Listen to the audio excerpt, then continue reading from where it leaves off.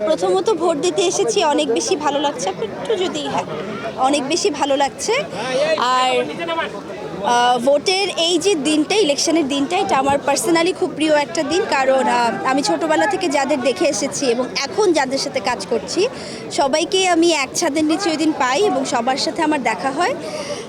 এটা আসলে একটা আমাদের শিল্পীদের জন্য আমি মনে করি ঈদের মতো। তো আমার খুব ভালো লাগে যখন ইলেকশনে আর কি আমি আসি।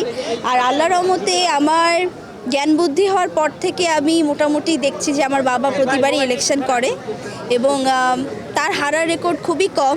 যদি আমি ভুল না হই 2বার হবে, যে এত বছর ইলেকশনের মধ্যে সে হয়তো বা 2বার ভুলগ্রত কারণে হয়ে গেছে। এছাড়া তার হারার রেকর্ড তেমন নেই। সো বাবা যেহেতু থাকে, ইলেকশনটা করে, সেই হিসাবে হলেও আমাকে প্রতি বছর আসতে হয়।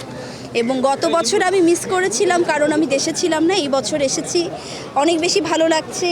এত পরিচিত মানুষ, আমাদের কিংবদন্তি শিল্পীরা, তাদের পাশে এক ছাদের নিচে বসে ভিতরে ভোট সবাই চাচ্ছে এবং আমি থাকতে পারছি। সবসময় এই জিনিসটা অনেক এনজয় করি। আর এবার আমি যেই আসুক, আমরা চাই যে আসলে আমরা শিল্পীরা তো অনেক সেন্সিটিভ, আমরা শিল্পীরা তো আসলে একটু ভালোবাসা প্রিয়।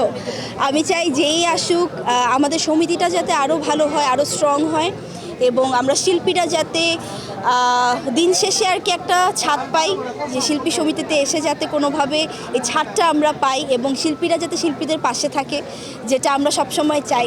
কারণ শিল্পীরা তো আমাদের আরেকটা পরিবার।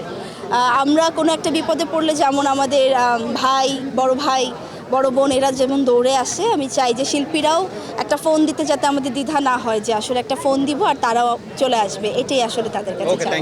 Thank you.